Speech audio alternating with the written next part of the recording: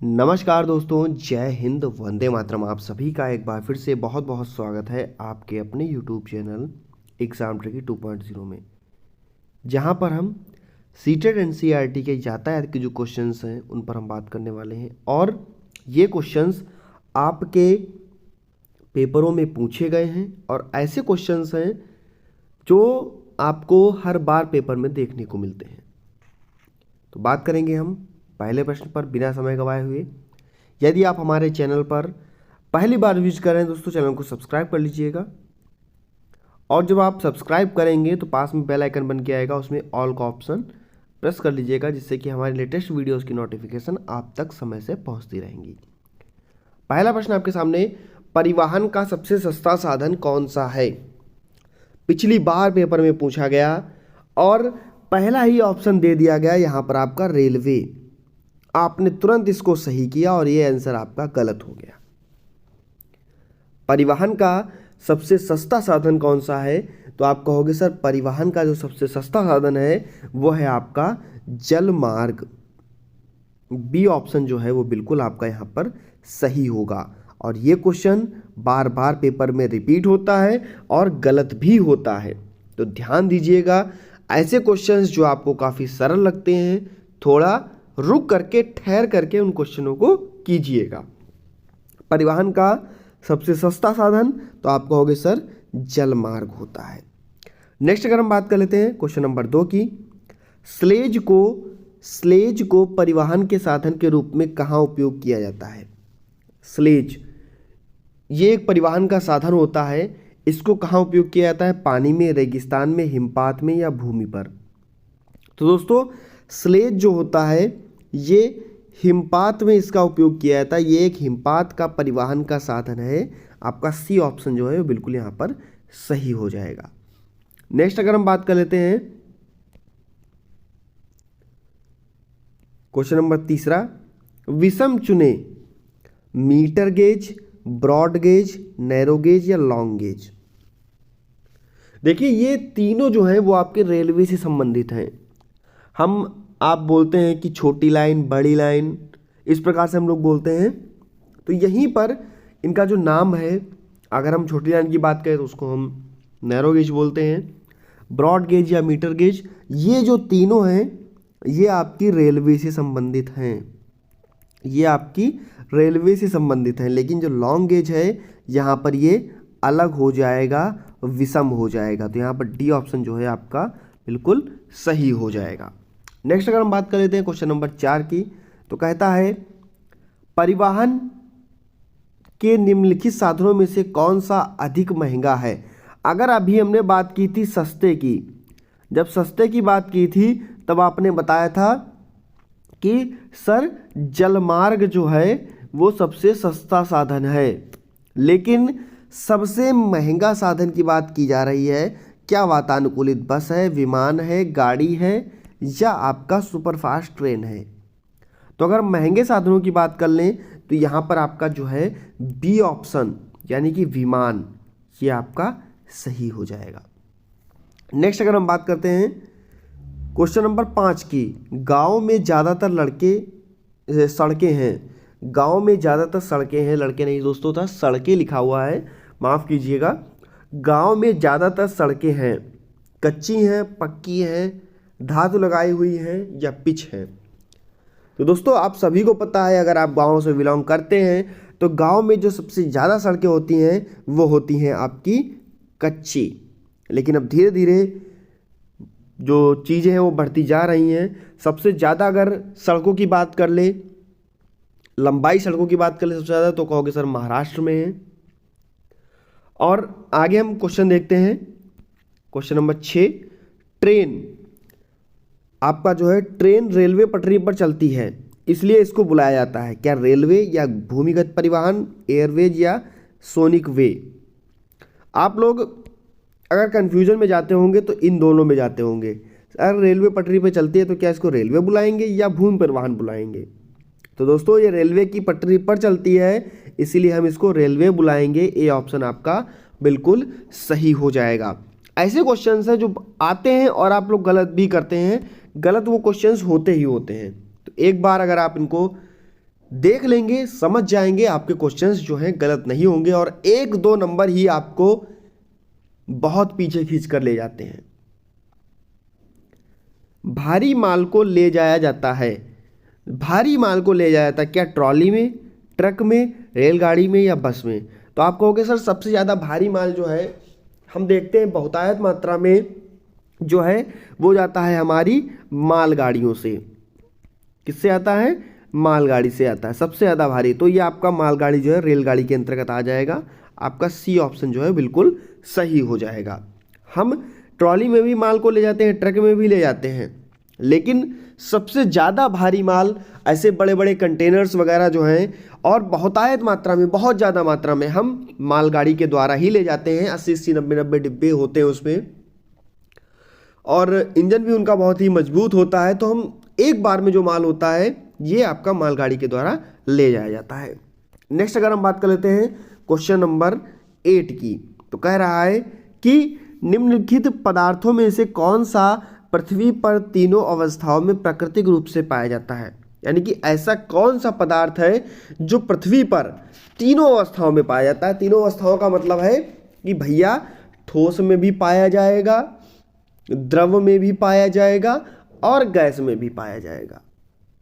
तो कहोगे सर अगर हम जल को ठंडा करते हैं तो हो जाता है ये ठोस में।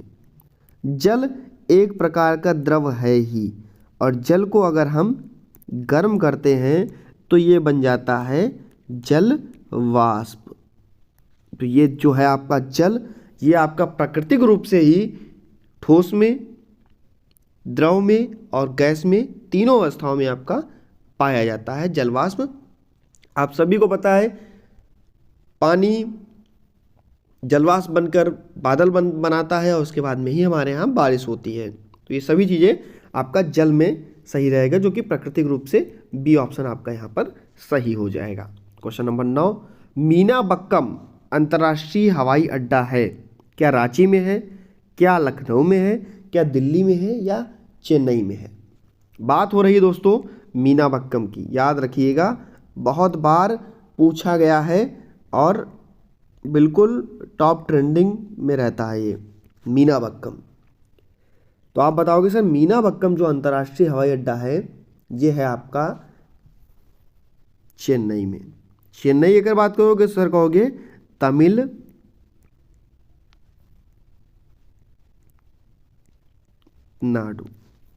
ये याद रखिएगा। इसके बाद में अभी हम और हवाई अड्डों पे बात करेंगे, जैसे आपका जयप्रकाश नारायण हुआ, राजीव गांधी हुआ, देवी अहिल्याबाई हुआ। इन सभी पर अभी हम इसी वीडियो में बात कर लेंगे क्योंकि बहुत ही इंपॉर्टेंट आपकी ये हवाई अड्डे हैं। नेक्स्ट आपका एशिया और विश्व में रेलवे में भारत का क्या रैंकिंग है? भारत की कौन सी रैंकिंग है? भारत की कौन सी रैंकिंग है आपकी एशिया में और विश्व में? रेलवे में, रेलवे में पूछ रहा है, रेलवे में भारत की कौन सी रैंकिंग है एशिया में और विश्व में? तो अगर हम बात करेंगे वर्ल्ड लेवल पे, तो वर्ल्ड लेवल पे हमारा जो रेलवे की रैंकिंग है विश्व वर्ल्ड लेवल पे तो है आपकी चौथी रैंकिंग, और अगर एशिया की बात करेगा तो वो आपकी दूसरी रैंकिंग में है। ए ऑप्शन जो है आपका सही हो जाएगा। विश्व में रेलवे चौथे नंबर पर और एशिया में रेलवे दूसरे नंबर पर। ए ऑप्शन जो है वो बिल्कुल आपका सही हो जाएगा।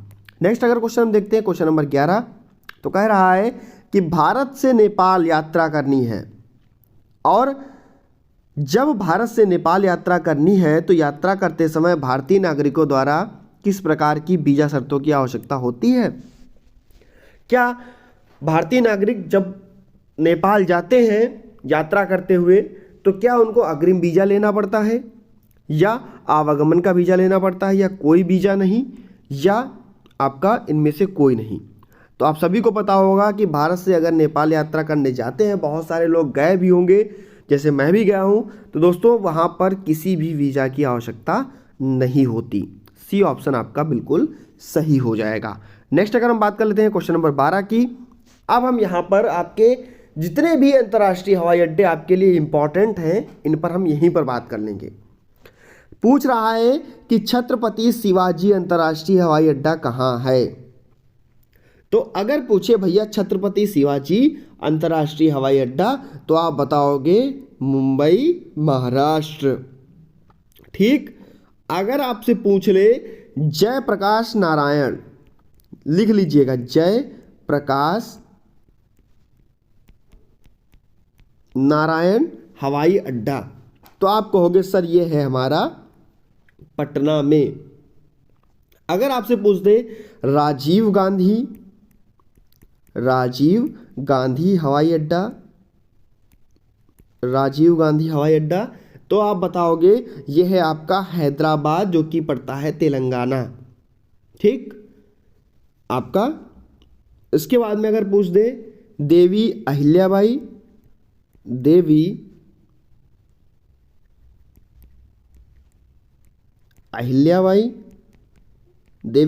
की अगर बात करें तो आप कहोगे सर ये है आपका इंदौर, जो कि पड़ता है एमपी में, यानी कि मध्य प्रदेश में। अगर आपसे पूछ दे गोपीनाथ बारदोली, तो आप कहोगे सर ये है आपका गुवाहाटी में। ये आपके बहुत ही इंपॉर्टेंट हैं। छत्रपति शिवाजी मुंबई, जयप्रकाश नारायण पटना, राजीव गांधी हैदराबाद, देवी अहिल्याबाई आपके एमपी इंदौर। याद रखिएगा, बहुत ही इंपॉर्टेंट है। नेक्स्ट आपका निम्नलिखित में से दो राष्ट्रीय राजमार्ग सामूहिक रूप से ग्रांड ट्रंक रोड, यहां पर थोड़ा हम सही कर लेते हैं, ग्रांड ट्रंक रोड के रूप में जाने जाते हैं। ग्रांड ट्रंक रोड के रूप में, जीटी रोड के रूप में जाने जाते हैं। दो ऐसे राजमार्ग हैं, राष्ट्रीय राजमार्ग हैं, जिनको हम कहते हैं NH1 और NH2। ए ऑप्शन आपका बिल्कुल सही हो जाएगा। NH1 और NH2 जो है वो आपके जो राष्ट्रीय राजमार्ग हैं, ये आपके ग्रांड ट्रंक रोड के नाम से जाने जाते हैं, के रूप में जाने जाते हैं। यहाँ पर आपका ए ऑप्शन जो है वो बिल्कुल सही हो जाएगा। क्वेश्चन नंबर 14, पक्की सड़कें के द्वारा बनाई जाती है। देखिए, जब पक्की सड़कें होती हैं वो बनाई जाती हैं, आप सभी को पता है, वो बनाई जाती हैं आपके कंक्रीट के द्वारा। और कंक्रीट कैसा होता है, तो कहोगे सर कंक्रीट होता है आपका ठोस। पक्की सड़कें जो हैं वो कंक्रीट के द्वारा बनाई जाती हैं, जो होता है ठोस। आपका ए ऑप्शन बिल्कुल सही हो जाएगा। नेक्स्ट आपका दोस्तों इस वीडियो का लास्ट आपका क्वेश्चन है ये। और अगर आपको वीडियो अच्छी लगी तो प्लीज़ वीडियो को लाइक कर दीजिएगा। चैनल पर नए थे, चैनल को सब्सक्राइब करने के बाद में बेल आइकन में ऑल का ऑप्शन प्रेस कर लीजिएगा। कह रहा है कि निम्नलिखित में से पेट्रोलियम का सही अभिलक्षण चुनिए। पेट्रोलियम कैसा होता है उसका सही अभिलक्षण चुनना है। तो कह रहा है कि बदबूदार गहरे रंग का तेल होता है, या बिना रंग का गाढ़ा व गहरे रंग का तरल होता है, बदबूदार पतला पीला द्रव होता है, या अच्छी गंध का पतला पीला द्रव। तो जब इसको रिफाइनरी में लाया जाता है तो उसके पहले दोस्तों ये आपका बदबूदार गहरे रंग का तेल होता है। ए ऑप्शन जो है वो बिल्कुल सही हो जाएगा। हम पीला द्रव नहीं लगाएंगे, पीला द्रव लगाएंगे, हमारा आंसर गलत हो जाएगा। बिना रंग का भी नहीं लगाएंगे, बदबूदार गहरे रंग का तेल। ए ऑप्शन आपका बिल्कुल सही हो जाएगा। तो दोस्तों कैसी लगी आपको वीडियो ज़रूर बताइएगा। वीडियो अच्छी लगी हो तो लाइक करना ना भूलिएगा। धन्यवाद दोस्तों।